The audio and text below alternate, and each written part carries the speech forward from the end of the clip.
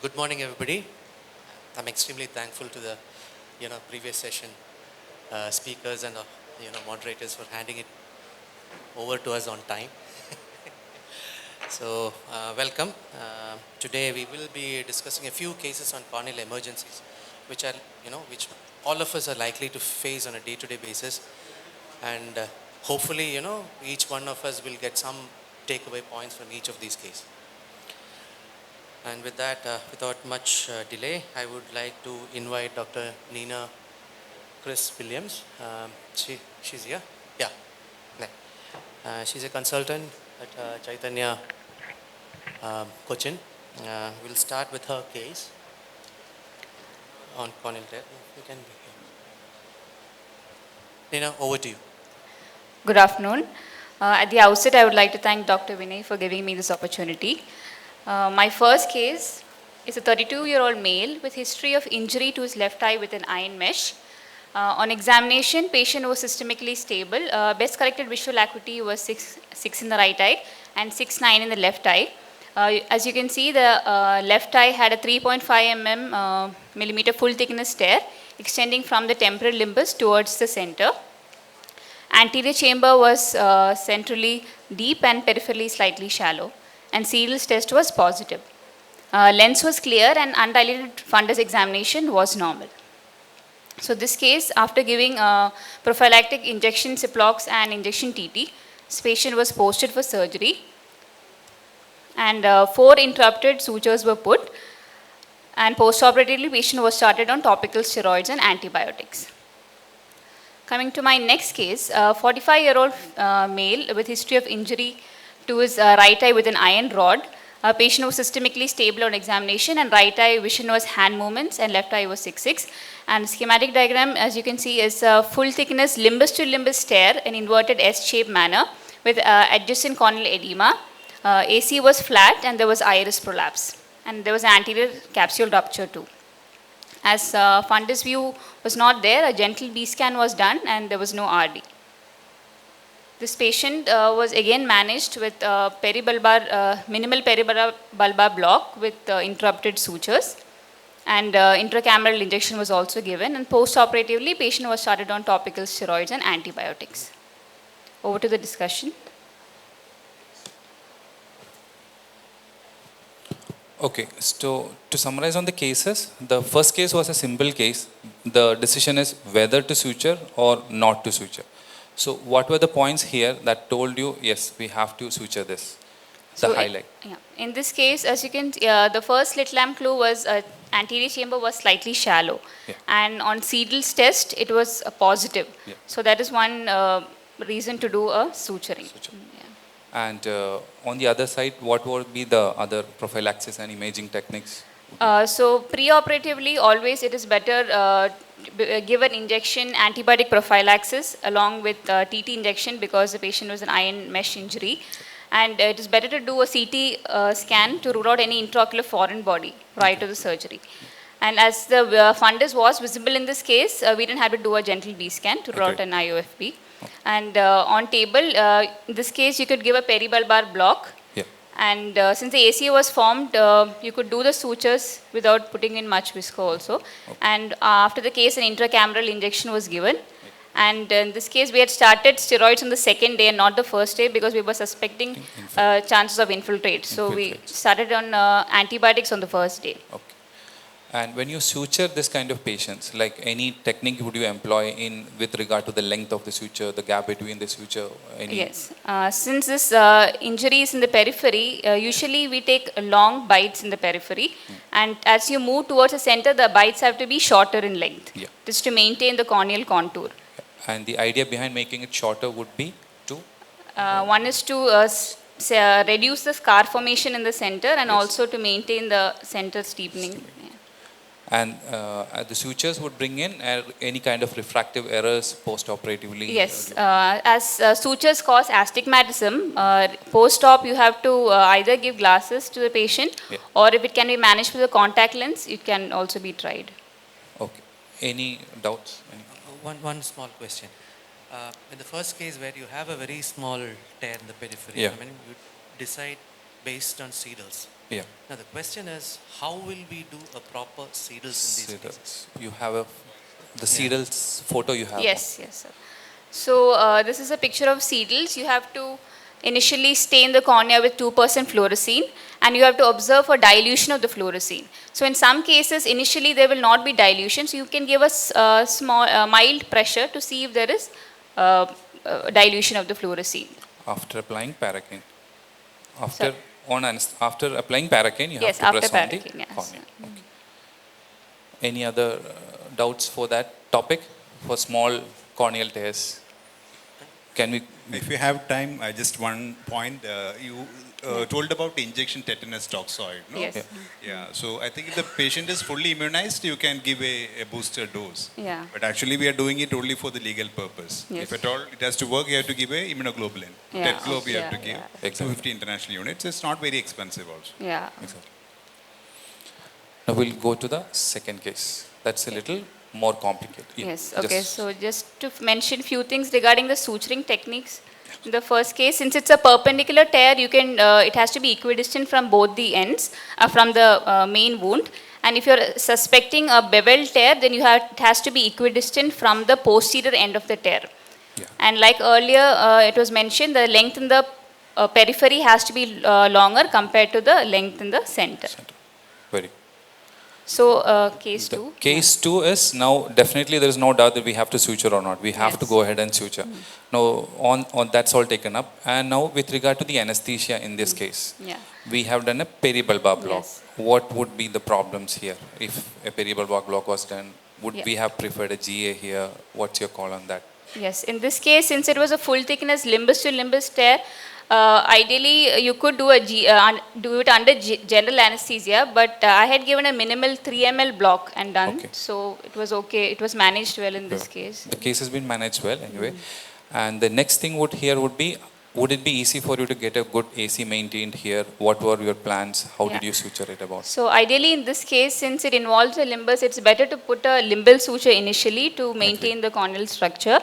Then since the AC will be flat, it will be difficult to put a side port. Yeah. So even though we usually say that you shouldn't put a visco through the main wound, maybe you can put just very little visco so that you will be able to put the initial stay sutures. Agreed. And then once the AC starts forming, you can make a proper side port and put the visco and complete the case.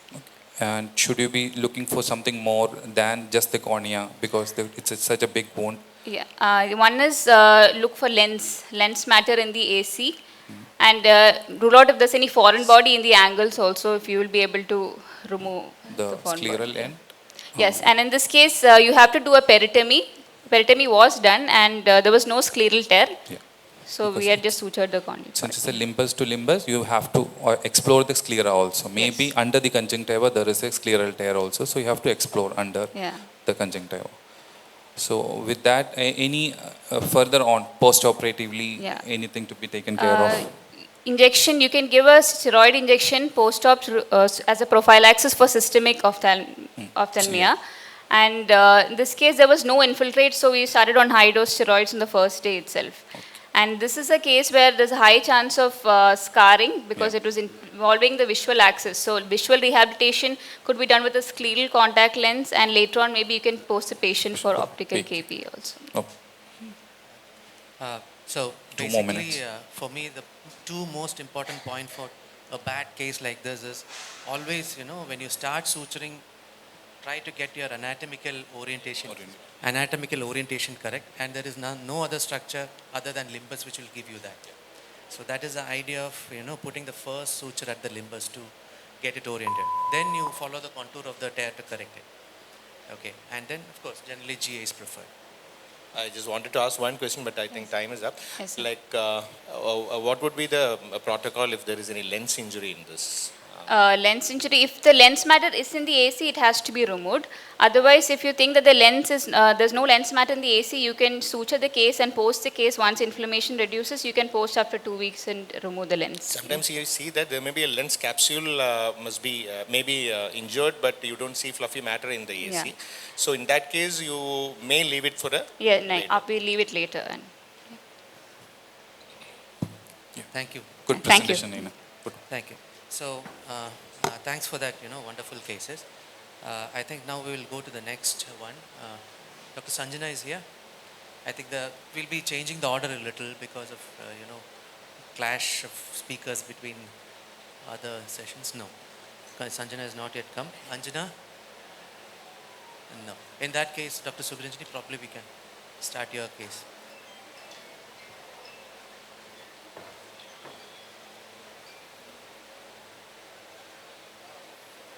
Yeah, Dr. Subranjani is a young corneal surgeon who has just joined Giridhar after her fellowship. So, over to you. Good afternoon to one and all. At the outset, I would like to thank Dr. Vinay for giving me this opportunity. A very good afternoon to all of you all. So myself, Dr. Sanjana from Chaitanya Hospital, Tiruvalla. So I'll be presenting a few cases on microbial keratitis with further discussion by Dr. Anil sir. So we had a 48-year-old woman who came with pain, redness and diminution of vision since 3 days with a history of foreign body into the left eye, no other significant history. Scraping was done and the sugars were 160 with a patent duct. So the scraping yielded KOH positive filaments were seen. So going by this, we started the patient on natamycin 8 times, itraconazole eye ointment as well as cycloplegics. So the follow-up was this way. So at day 5, we saw healing with the decrease in infiltrates. At day 12, there were infiltrates, but this was actually nothing but nata deposits. So once the scraping was done, as you can see, the infiltrate had completely gone. So after 15 days, once there was no absolute infiltrate, low dose steroid was started, and at day 30, we had a nice scarring. So here is another case, a 7-year-old patient who came with a 48 hours history of pain, redness and diminution of vision. Source of infection was not known, with no past ocular history, systemic history negative, but her vision was just HM positive with an IOP of 32. Scraping was done and sent, sugar and duct were within normal limit. So scraping showed us gram-negative bacteria. Hence, we started on fortified vancomycin and fortified ceftazidime hourly with a cycloplegic and an anti-glaucoma medication. Here comes the follow-up. At day 3, we saw healing with the decrease, much decrease in infiltrate. At day 5, there was absolutely no infiltrate. And at day 10, I saw a very early scarring. Hence, a low dose of steroid was started and it is ongoing currently. So we had another patient who was 40-year-old. He came with pain, redness and diminution in 6 days. A foreign body was removed elsewhere, following which he did not go back for follow-up. So he was a welder by profession. His uncorrected visual acuity was 618. Scraping was done. Here, when we did the RBS, he had a sugar level of 220 milligram percentage. Again, the microbiology report gave us gram-positive cocci with fungal filaments, which showed that this was more of a mixed infection. We started the patient on gatifloxacin, natamycin with cycloplegic eye drops. Over a period of time, we saw a slow healing. And in this case, since it was a mixed infection, I avoided starting steroids for the patient. Now, as you can see, clinically when we see the patient, sometimes they follow the regular pattern of presentation, but still, scraping is very important when it comes to fungal or bacterial keratitis, or in that matter, even acanthamoeba keratitis. But what is important is these can be treated in every clinical hospital. But when you see ulcers like this, it is better to send a reference to a cornea specialist than treating by themselves. So to conclude my presentation, history taking with previous medication is very important, followed by a duct patency as well as a sugar checkup for all the patients, after which microbiology has to be done and mixed therapy is to be avoided if it is not culture proven, and always refer when needed. Thank you. That was an excellent presentation, Sanjana. I think we'll take criticism first. Yeah, Sujit and Shaji. I'm not very comfortable using steroids within 15 days, even though you find the infiltration is responding to this thing. So I would like to get others' opinion. Yeah, I also has hesitancy in using steroids, but I think some of them are using. But I think, see, even if you clinically see that there is a scarring, some elements may still be live and they can get reactivated. Especially in this case, you have got a positive KOH. You have proven fungal. So it would be nice if you can wait a little longer. And it's not a big lesion, and it's not in the central also. Vision So was even if it is a little bit of Vision scarring also. happens, it's not going to matter much. Okay, and if you look at the SCUD data, steroids in corneal ulcer trial that is, they have found that it is not very useful. Unless it is a very large infiltrate, it is not really useful. So the final outcome would be the same whether you give steroids or not. Yeah. So in this case, I preferred brimonidine with the timolol combination because it was 32. Moreover, it was a pediatric child, so I did not go for any oral anti-glaucoma, and the pressures were controlled with this. And since we started the immediate management, it was more of a sterile hypopan with AC reaction. The moment antibacterials were started, 45 medicines, next day her hypopan and AC reaction had almost come down with a very streak hypopans. Yeah. Sanjana, you're talking about the second case, no? Second case. Yeah, yeah. So I think all the cases were very brilliantly managed. The second case especially, just can you show the slides, please? Excuse me? Just can you tap on the computer there? It's not No, coming? it's there, sir. Excuse me? Excuse me? AV.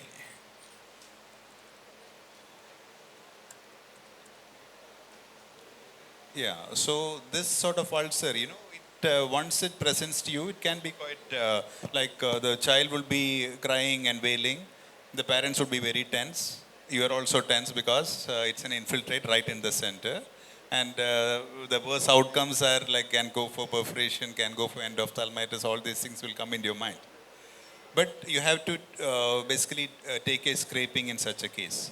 See, when I say scraping, it depends on the center where you are practicing. I know that Sanjana has access to good microbiology. She can send it to the good lab in Trivandrum and We get have it a done. transport media, sir. So because of which we can keep the scraping for 24 to 48 hours, and by then it reaches the microbiologist and she gives us the report. Sir. Okay. So I think having worked in two centers, one hospital in which absolutely you had no microbiological support, and in a place where there is a good microbiological support, I think outside good hospitals, I think the chance of microbiology being positive would be somewhere in the range of 10%. That's what I've seen. It's almost useless. But that is the standard protocol. If you have access, you have to do it.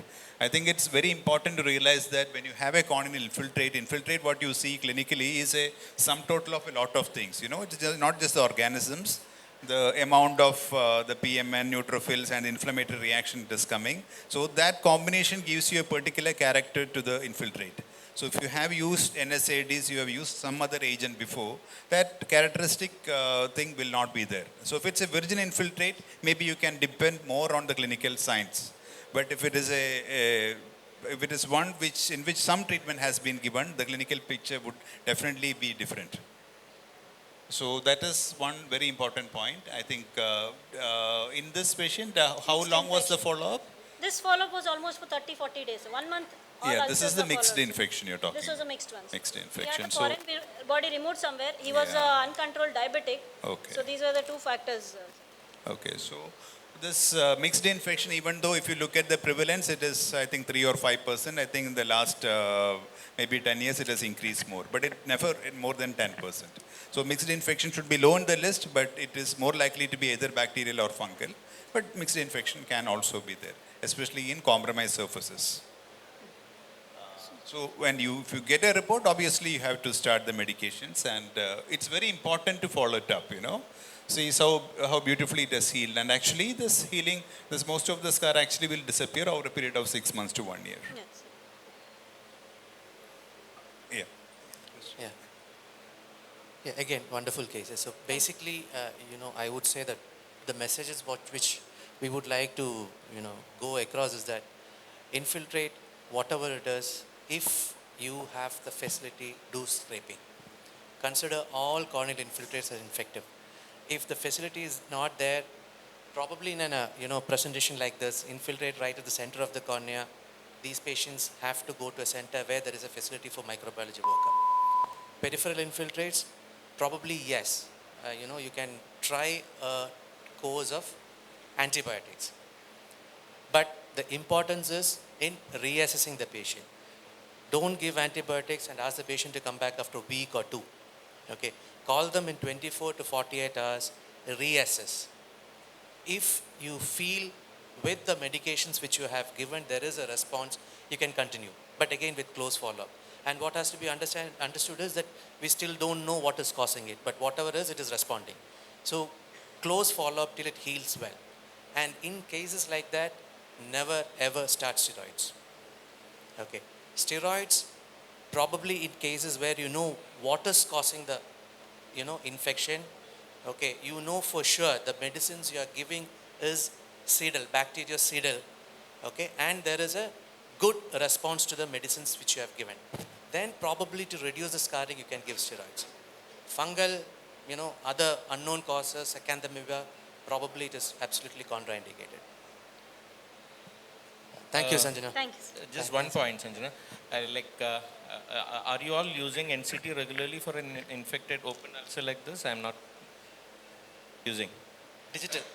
It's always digital. Yeah, digital. Yeah, that's what probably when- the NCT in that 7-year-old child, NCT 32 might not be a right value. But when I saw AC was filled with reaction and hypopianza, so correlation So I is think also in an active important. infection, it will be more prudent to use a digital. Definitely. But this was tension. slightly central paracentral ulcer, so 80 would be a little difficult for the patient. 80 won't be possible. Digital, yes. That's Digital. Or you can use eye care or Tono pen.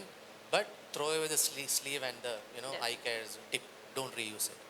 So, Thank you, Sanjana. Thank you. She's in a hurry. She has a session going on in the other hall. Thanks. And then she'll have to leave Anjana for the next talk. So Sugarajini, please. So today my talk would be on corneal perforations and how to handle them. This is a case of a 47-year-old male who is an alcoholic and on vitamin supplements for his oral ulcer. He presented to us with redness, foreign body sensation in both his eyes since 1 month. His clinical presentation is as drawn in the picture. He had severe subconjunctival scarring, conjunctival ulcerations with corneal erosions in both the eyes. On doing his shimmers, it was found to be in the right eye 0 and in left eye 3. We arrived at a diagnosis of severe dry eye secondary to cicatrizing conjunctivitis. On serology, IgG for mycoplasma pneumonia was positive, so that was presumed to be the etiology. So we devised a treatment plan for this particular individual with copious lubricants, topical steroids to control the inflammation, and punctal cautery was planned at a later date after all the inflammation subsides. But unfortunately, he was lost to follow-up and presented to us 1 month after this episode with increased tearing in his right eye since 2 days. On clinical examination, he had a central perforation with iris tissue plugging the wound and a flat anterior chamber. Hence, he was taken up for tenonplasty with anterior chamber reformation. This is a short video showing the same.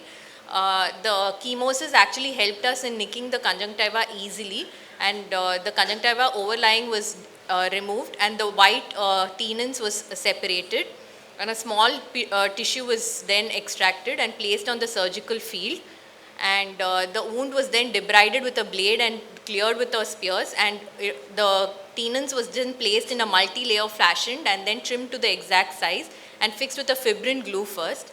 After placing and sealing the wound with the tenons, an overlying box suture was then placed to hold the tenons in place. It is taken both in the horizontal as well as in the vertical direction. The patient will then get a BCL on top to cover this. Having sealed the wound with tenons and the suture, the AC is then formed with an air bubble.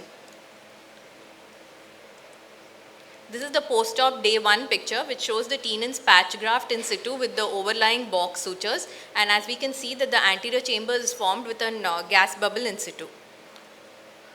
So over to the discussion. While encountering a patient with a corneal perforation, one must always bear the different etiologies in mind. It could be a traumatic cause due to an extrinsic injury or iatrogenic due to foreign body removal. Both infectious and non-infectious keratitis must be ruled out. Non-infectious causes such as neurotrophic ulcers and pellucid marginal and Terrien's marginal degeneration must be borne in mind, and brittle corneas like keratoglobus must also be ruled out. The management can be broadly classified into medical and surgical. In medical, we have to first treat the underlying cause, and protease inhibitors such as tetracyclines and vitamin C can be added with an antibiotic, and judicious use of steroids with aqueous suppressants to keep the intraocular pressure under control. In surgical management will also be based on the etiology. If it is a traumatic corneal perforation, it can be taken up for primary closure. In case of a micro perforation, one can look for whether it is self-sealed. If not, a bandage contact lens or a pressure patch or an amniotic membrane transplantation would be ideal. When iris is seen plugging the perforation, you must always keep in mind that if it is a recent injury, that is if it is less than 48 hours, it can be repositioned with cyanoacrylate glue, or if it is an older injury, one must check for leakage. If it is a leaking wound, then it must be repositioned, it must be excised, and it can be glued with a sterile drape circle. Or if there is no leak noted, then there's probably a presence of fibrin, and you can observe the patient for formation of an adherent glaucoma. In case of small perforations which are less than 2 to 3 mm in diameter, one must see whether it is peripheral or central. Peripheral perforations can be dealt with cyanoacrylate glue or a pedicel conjunctival flap or an multi-layer amniotic graft or a corneal patch graft even. Central can be dealt with the following way, but ideally would be taken up for a corneal transplantation at a later date for visual rehabilitation. Large perforations, however, will need a corneal transplantation for improvement. Thank you. Thank you. So, in short, what we would like to say is that, when there is a perforation, it needn't always go to from your clinic or anybody's clinic to a specialist clinic. Okay, it is possible to manage based on, the etiology and the presentation. Okay, because almost everything with the, possibility of doing a Tenon's patch, I mean, anybody, can manage a basic small perforation. Okay, the principle here is to seal the area of perforation and to keep the anterior chamber formed. And how to do it will depend on the configuration of the perforation and the basic pathology. Okay, the other thing that what is most important interesting in the case you're shown is that the etiology.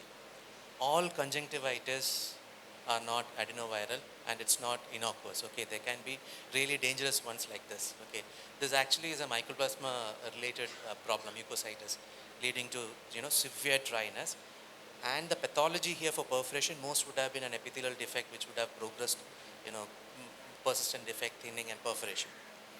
And the best possible option to do in these cases is a Tenon's patch, because the other option is to do a central, partial lamellar corneal graft, but then survival is bad. With this kind of dryness, you can have melt, all sorts of problems. So the best possible outcome, possible way to do it is a Tenon's patch, or the next best would be a cyanoacrylate glue. Okay, it's very simple procedure. It's easily available, the cyanoacrylate glue. Okay, all you have to make sure is the surface is dry and there is no epithelium in the area where you want to put the glue.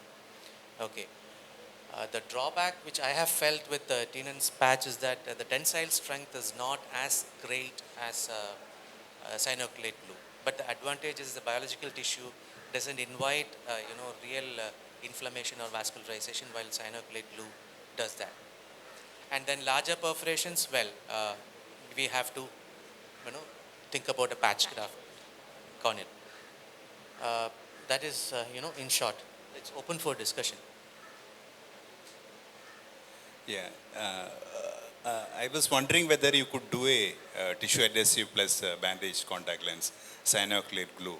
Because if it's a Tenon's, you have to take the patient to the theater and do it. We used a fibrin glue in this particular setting, sir, to fix the Tenon's and then put the... No. What I meant is, instead of using Tenon's graft, Yeah. you could have done a cyanoacrylate glue. No, it's a very brilliant result. Yeah. The outcome has been great. Yeah. But I just want to know whether that could have been done. It could have been done, Yeah. but here the AC was very flat. So, and to prevent lens injury, we thought it would be better to place a Tenon's followed by maybe even a cyanoacrylate glue or a multi-layer Tenon's was the plan, but it sealed well with a multi-layer Tenon's itself. So that is how we proceeded. But yeah, we could have put a cyanoacrylate glue also. Okay. Just to So prevent... this perforation, no? Was it sterile or is it? It was a sterile perforation, sir. When he presented to us, it was a sterile perforation.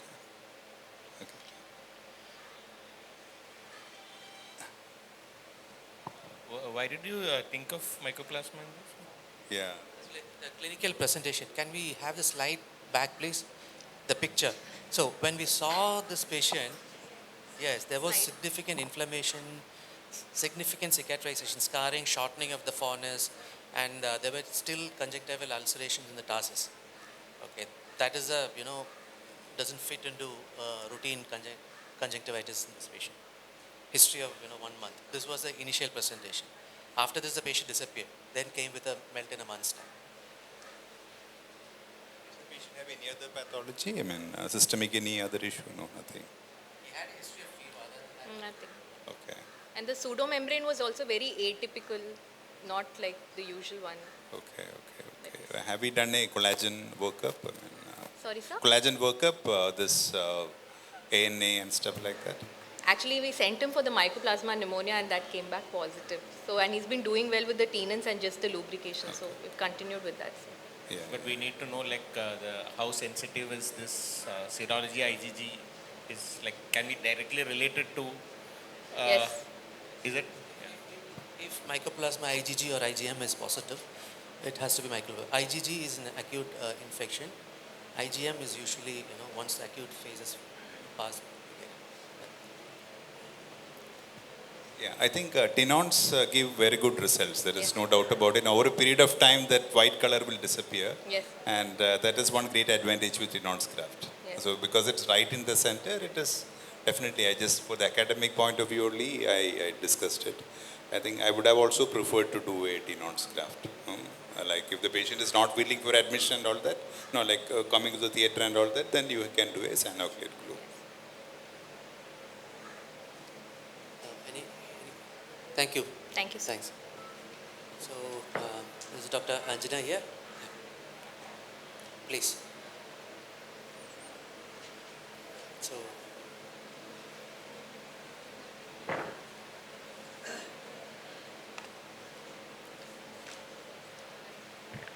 So good afternoon. So I'll be presenting a case on chemical injury followed by discussion of the same.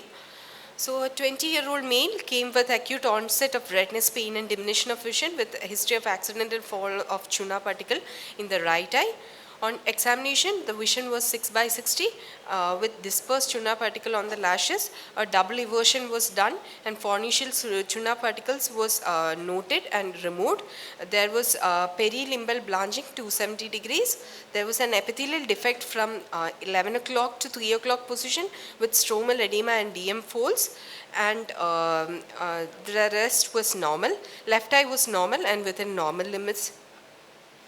This shows a picture. We can see it clearly, the epithelial defect from 11 o'clock to 3 o'clock, and there is perilimbal blanching, and according to Dua's classification, we classified it into grade 4 chemical injury. And this is the case, and we'll start this. You complete the presentation, then we can. And the patient had a non-healing epithelial defect despite starting topical therapy, and the patient was taken up for an AMG graft, and AMG transplantation was done, and this is the picture post AMG.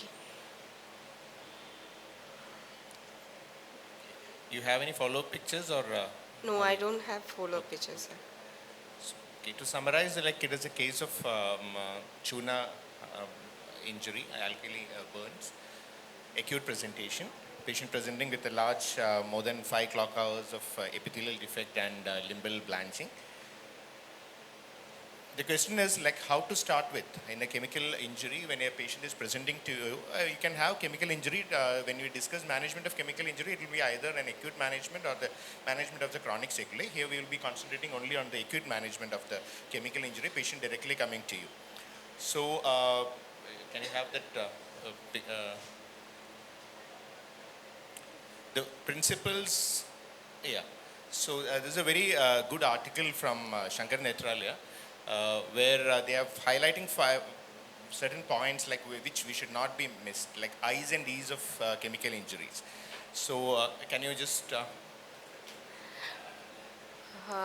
So based on the acute management, we classify the patient based on the ischemia, exposure, intraocular pressure. Ischemia, we have to look if it is localized or generalized. If it is localized, we can observe. If it is worsening, we have to take it for tenonplasty. If there is generalized ischemia, we have to take up for tenonplasty. Exposure, we have to classify as mild, moderate, severe. If it is mild, we can do a lateral tarsography. If it is moderate, we can do 2/3 tarsography. If it is severe, we have to do total tarsography. And intraocular pressure, if it is high, we have to start on anti-glaucoma medications. Now coming on to epithelial defect can be corneal and conjunctival. If it is only corneal epithelial defect, for small defects, we can use bandage contact lens. For large defects, we can use amniotic membrane transplant. For corneal and conjunctival defect, we have to classify if it is bulbar or bulbar plus tarsal. If it is bulbar, if it is less than 50%, we can go ahead with AMT. If it is more than 50%, our bulbar and tarsal involved, we can do an alloslet with a tarsal mucosal graft. And if after AMT, if there is a non-healing defect also, we can go for alloslet with tarsal mucosal graft. If there is melting, we can add systemic doxycycline, systemic ascorbate, autologous serum, and followed by AMT and tissue adhesives. Okay. So to summarize, we'll start with what are the 5 I's which we have to see for. First I is inciting agent, like what is the actual acid versus alkali, which most of you know. I'm not going into details, and alkali is more dangerous. So anyway, we have to treat aggressively, and the goal of the treatment is always not to cause more damage because of a treatment by taking a wrong decision. Already the damage is there, we need to address the proper situation there. The second most important I that we need to address is the inflammation part. And third is the ischemia part. I am just telling about the alphabet I. So inciting agent, ischemia, inflammation, and about the E's, it is the epithelial defect and the exposure. So these are the things which we need to address one by one. That's what she summarized in this flowchart of, which was very well given in that article from Shankar Netralya by Geeta here. In this, the first most commonly asked question is how to deal with the inflammation. People are often confused whether we use steroids initially when they present the day one, when the patient is presenting to you. Whether are you allowed to use a steroid, whether you should bandage the eye for the epithelial defect, or is there any other way like bandage contact lens. I would put this question to the panel, like how they will be managing steroid. We'll start with the role of steroids, Dr. Anil, like what will be a protocol for that? Yeah, so even if there is a total 100% epithelial defect, in the case of a chemical injury, we have to start steroids. That again, you can maybe reduce the dose based on the extent of injury. If it's a very severe injury, you see that the total epithelium is gone and there is a lot of conjunctival involvement, you have to pump steroids. It's like you have to put every 1 hourly. So that's the first take-home message. I don't think any other panelists will be differing in the opinion. So first take-home message is you have to start steroids. Any particular choice? Soft steroids? I will give predestate or dexamethasone. Okay. Because we want basically the steroids to go into the stroma. It should prevent recruitment of further cells and augmentation of the inflammatory response, which is the cause for corneal melt and all the problems later. So we want to control the inflammation as soon as possible. So there is no point in waiting for steroids. You can straight away start the steroid drops directly with prednisolone acetate or a stronger agent is not contraindicated. And second thing is you are looking at the area of the ischemia as well as the epithelial defect. We don't want the surface to be exposed by any way. There may be like in this chemical injury, there may be associated thermal injury as well, depending upon the situation. The lids may be scarred. There may not be proper closure of the lids. So don't just look at the epithelial defect. You have to just assess whether the lids are closing properly. Otherwise, you may have, because of that itself, you may have an epithelial defect that is not closing. So our aim of going into the AMG and all is only for the persistent epithelial defect. It's not the day one procedure that we are going for an amniotic membrane grafting. We are trying to get the epithelium healed. There should not be any exposure. And the initial treatment is always conservative. Can you just summarize like what would be an ideal prescription when such a patient comes to you on the like? So, medicines, what all you will be prescribing on that? We'll start on prophylactic antibiotic, moxifloxacin drops 4 times per day, adequate lubrication, hourly preservative-free lubrication. We can give any preservative-free lubrication. We can give cycloplegics for pain relief. If the IUP is high, we'll give anti-glaucoma medication. And we have to start steroids 6 to 8 times per day, depending on the severity. And systemic medications like doxycycline, we have to start for at least 2 weeks. We can give vitamin C. Usually we give 500 mg BD for 2 weeks, and we can see the patient and follow. Systemic vitamin C is a very important addition which we should not forget. And I think textbooks say higher dosages Higher like dosage. 500 milligram even 4 times a day in the initial days. And doxycycline maybe 100 milligram twice daily if there is no other contraindication. And these two should be definitely added apart from the topical medicines. And in anti-glaucoma medicine initially better. Systemic anti-glaucoma would be better if you suspect, because you don't want to put so many drops and cause more medicamentosa because of it. And regarding the exposure part, if there is epithelial defect that is not healing, I think my first choice would be using a bandage contact lens rather than going for an amniotic membrane. And daily review is like, either if you have a facility for admission, that is okay. Otherwise, your daily review should be there. And at the first admission, presentation itself, you have to document in whichever way, either a photo documentation or by drawing. And every day, see the grading which we discussed here, it's a dynamic grading. It's not a one-time grading. Every day your grading is changing. Either it's worsening or it's improving. So day by day you have to document how it is improving.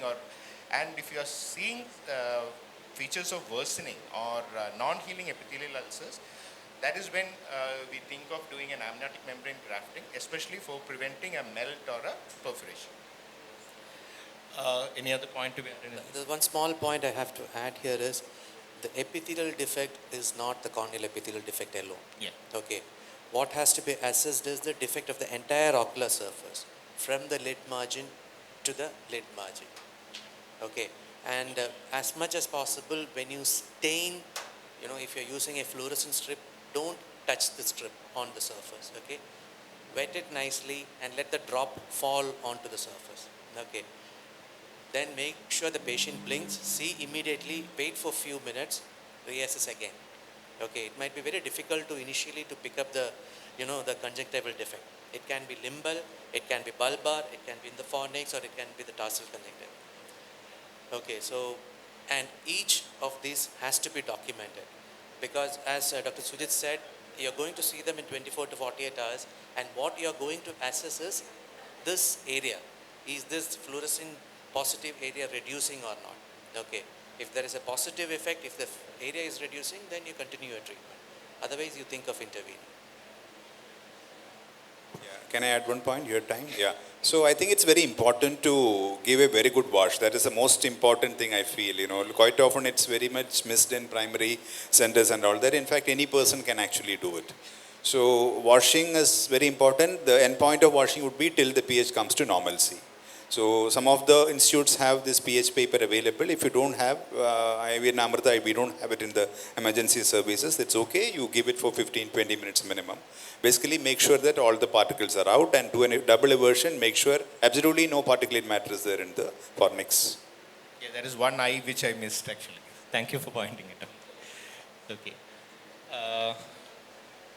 Anything to be added? And in this case, it was a persistent epithelial defect, and you have done an AMG. Yeah. See, if it is a very large epithelial defect, and see in amniotic membrane, the amniotic membrane acts as a scaffold for the epithelium to grow. From the normal side, it grows over to this abnormal part. See, if there is no normal epithelium that is left out, this amniotic membrane may not help. So in case like where there is severe ischemia, that is when probably you have to do higher procedures like tenonplasty. You will have to pull the tenons and bring it to the limbal area and try to improve the vascularity in that area. There's a grading system released by Shankaran Netkalya Yeah, you can group. show that, yeah. So it's very easy. We can enter all the parameters. The Can site we have the is slide, please? Slide is, So it is a ocular surface portal. You can go online and enter, and you can enter the limbal, conjunctival, corneal thinning, intraocular pressure, ischemia, everything, and they'll give you a grading based on which we can prognosticate the case. This is available for everyone free online. It's a free tool available online. Still, it has come out from SN yet to be validated. But then it's a very, good and useful tool for all of us. Thank you. Yeah. So a few points in chemical injury. Again, as I mentioned, it doesn't have to, go to a tertiary center the moment you see a chemical injury. You have the, time to manage them and see how they are. If there is no response, as has been mentioned, one, give a good wash when you see immediately. Assess the surface, assess the inflammation, start, the medications which was mentioned, especially steroids. Okay, I personally don't prefer, BCL for any of these cases. Okay, I give intensive steroids. If the inflammation is bad, I give, too early steroids. Okay, then assess them. The moment you feel things are not in your hand, you feel it is not. And again, as I mentioned, for the infection, these are not cases which you are going to see after 5 days. Okay, 24 to 48 hours, you have to keep on seeing them to assess the response. Okay, that is the golden period. Okay, you can catch them. Okay, you will know which are the cases which will respond and which are not, which need further intervention. That is where, if you have the facilities, you have to intervene, or the patient has to go to a center where it is possible. So, certain, red flags when you see for the first time is diffuse white eye after an injury. Definitely not a good sign. When you check the pressure, hypotonus, definitely not a good sign. Why? It means there is intraocular penetration of the chemical which damaged the ciliary body. Okay. Third, severe injury, patient is coming and very comfortable. Okay, you are having a very comfortable patient sitting in front of you. Okay, that means injury is deeper. There is damage to the nerve endings of the corneal surface or ocular surface. Okay, these are some of the red flags when you see acute injury. Okay, and duas probably 4, 5, 6 grade. Probably it is a good idea. They go immediately. They need to be operated, or we may have to do an amniotic, or some of them as early as possible rather than late. So with that, I think thanks a lot. We have come to the even before referring, that this first aid measures actually matter a lot. yes, the wash is important. I mean, So if you do all a of us proper must initial pick up. treatment and then refer, then it becomes more easy, and the final outcome will be much better. Yeah. And I think thanks, Ajana. I think for a change we have time for another 5-6 minutes. So any questions, anything, any clarifications from anybody from the audience, if you have, you can free to come up and ask.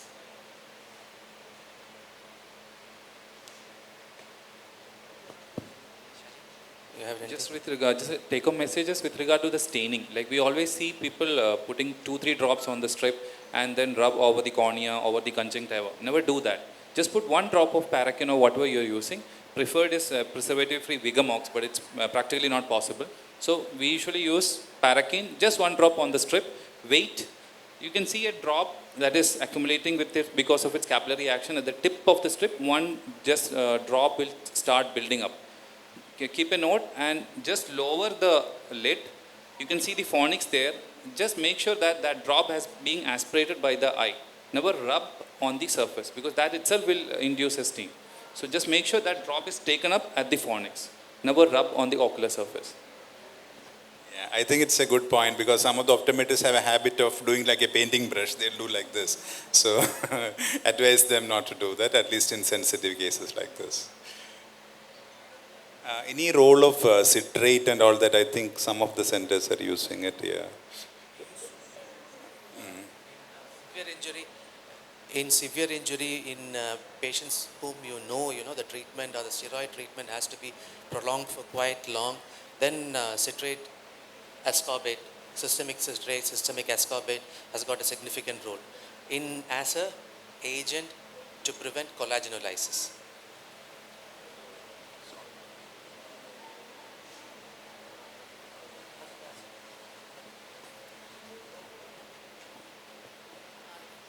Talking about scar management, whether it is, if it is after a central infiltrate or even after a central perforation which has been sutured or a tear which is sutured, some of them are like really small to go ahead and advise for a corneal transplant as such.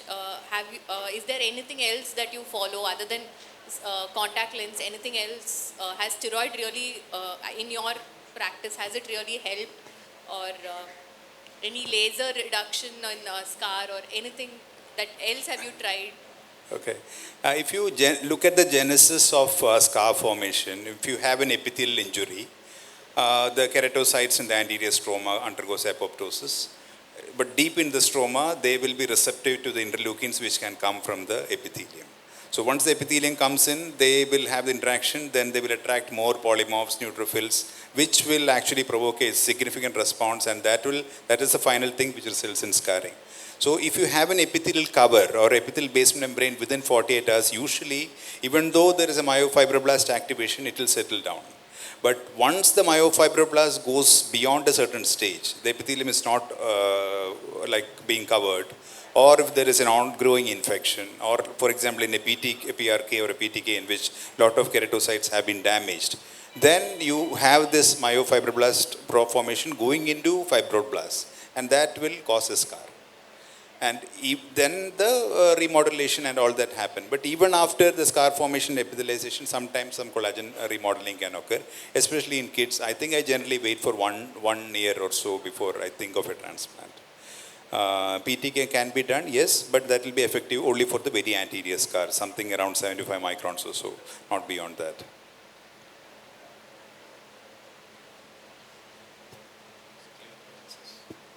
Sir, I have a question, Dr. Sujit. So you mentioned that you do an AMT only for a persistent epithelial defect. So wouldn't it be better to do it in the early phase, like within the first 7 days, so that the healing is better? Because if you wait for like that long period, then there's no point in doing an AMT after that. No, it's not like a long period like what Dr. Vinay say. I prefer to see such patients every 24 to 48 hours. Yeah. So if it is progressively improving, the epithelial defect is progressively improving, then there is no point in, at some stage it has stopped, the epithelium is not healing. Okay. And that is the stage probably I take up for so that's what I practice. I think first step is always conservative. Yeah. It's not like what we say in a Steven Johnson, acute Steven Johnson or something like where we go for a primary amniotic membrane. Okay. Thank you, sir.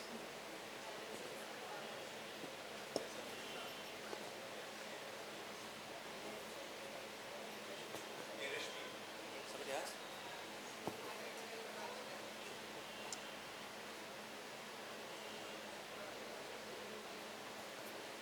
I have two questions. One is that it's a frequent question that comes to me is how is a chemical injury different from a thermal injury? That is, I know there are a lot of chemical injuries in which the thermal component is there, but there are so many cases like boiling water, it fell into the eye. So a question that people ask is, should we start topical steroids? For me, actually, I say no, but is it any different from your side? And my second question is, chemical injury, very bad chemical injuries in which the lid is involved also.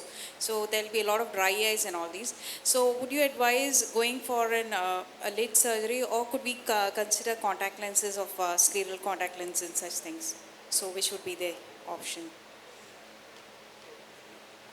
To answer the first question, why it is different, while chemical injury, the extent of injury depends on the agent.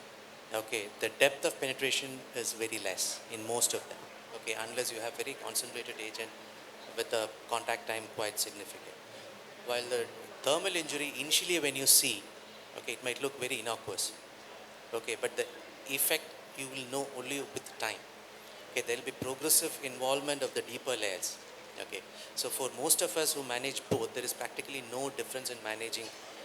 In terms of management, there is no difference whether it's chemical or thermal. You manage both. The idea of, response is same. You need to get the epithelium in, you need to control the inflammation. Okay, whether it's chemical or whether it's thermal. So management wise, practically there is no difference, but then severe chemical injuries do very bad compared to, severe thermal injuries do very bad compared to chemical. Now the second question, I didn't get the question clearly. Manage the lid injuries. The lid management in acute, in acute stage, it depends upon the closure. If there is proper closure, you don't do anything. Otherwise, yes, it has to be managed. You have to get your oculoplastic colleague in to handle stuff. In chronic stage, depends on what is the problem there. Okay, is it keratinization? Is it scarring leading to abnormal position of the lid margin? Is it shortening of the fornix? We have to manage accordingly.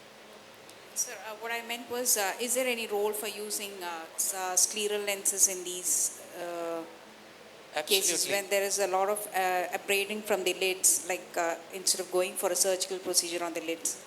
Instead of going for a surgical procedure on the lid, probably no. Okay, but then Meantime. Yeah, to buy time, yes, you can definitely use it, but then that's a temporary thing in a chemical injury. Okay, while the entire picture is very different in Stephen Johnson's. Okay, chemical injury is something which you can address and get a good result, while in Stephen Johnson that's not the case. Okay, and then for me the role of scleral lenses in these cases is if there is severe dryness, okay, the patient is not able to tolerate the light and things like that, probably yes. But to address the lids, temporarily yes, but then you have to consider the cost involved too. Scleral lenses are quite expensive. Okay, so as a temporary means in our setup, it is not a real practical option. Thank you, sir. We Hello. have time now. Yeah. Yeah, last question. Yeah, last question. That's it. This is not only regarding the chemical injury as such. I wanted to know, like, when exactly should you go in for a BCL? Like, when should you put a BCL or when you should not, is my question. Like, regarding whether it's an abrasion due to chemical injury or due to post-trauma injury. I generally don't go to BCL as a first option at all, in whatever case it is. Okay, there is especially traumatic abrasions. You can never know what has gone in. Okay, and you're adding something else which will favor infection. So very difficult to answer that, to give a clear cut this or not this. It is individual, practitioner and case based. Okay, severely symptomatic patient who is not willing to for padding or bandaging, probably yes. In one sentence, if I can say, is anything probably non-infective which you think.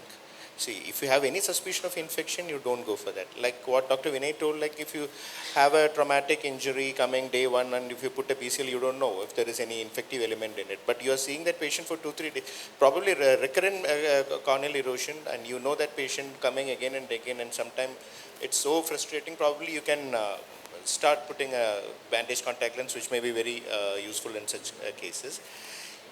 In chemical injury, in very small epithelial way, if only the 1 or 2 clock hours is involved, the rest of the conjunctiva and cornea is not very bad.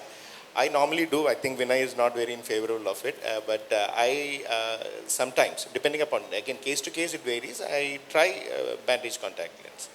Okay. And keep it for like how many days? Okay.